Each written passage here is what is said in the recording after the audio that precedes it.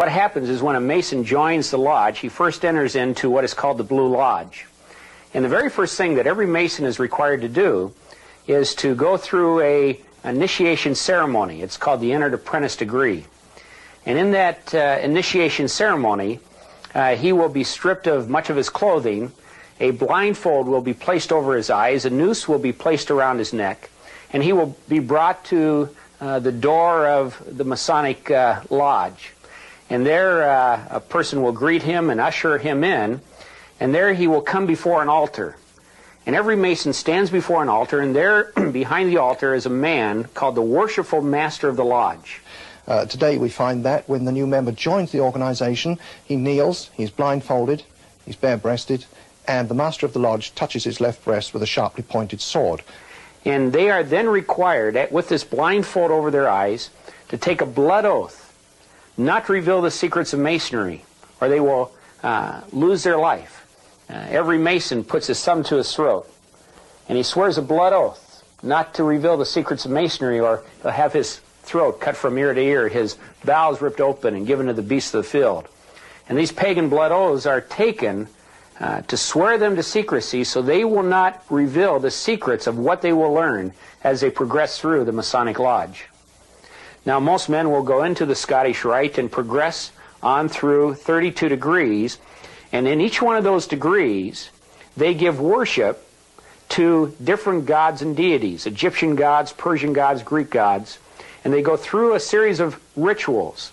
Now, much of this is covered up by symbols and allegories, so that Masons, as they go through it, don't fully understand what they're doing. In the blue degrees, an initiate is initiated into the Egyptian trinity of the ancient mysteries of Egypt.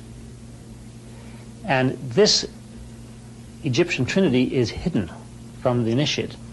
He does not know at all what he is being initiated into. It's not even mentioned.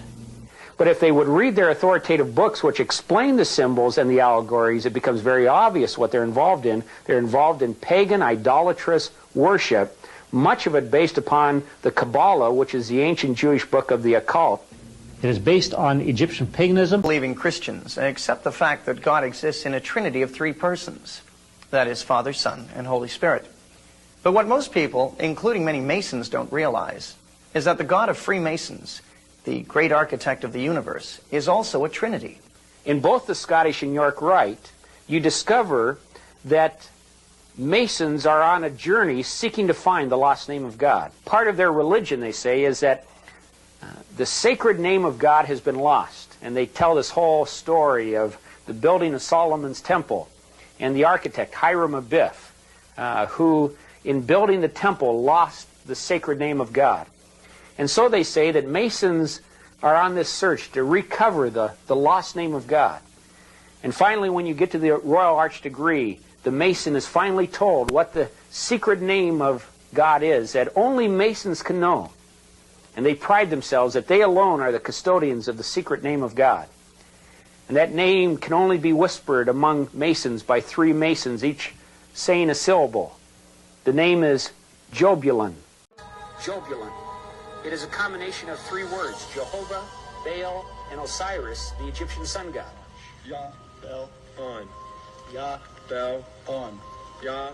And what a Mason is worshiping in the Masonic Lodge is a three-headed god made up of Jehovah, Baal, which was the fertility god of Baalbek in Lebanon, and Osiris, the Egyptian sun god, represented by the phallic symbol, the sexual worship in Egypt. And they have combined this into a three-headed and say that is the Masonic God they worship. And say that is the Masonic God they worship. And say that is the Masonic God they worship.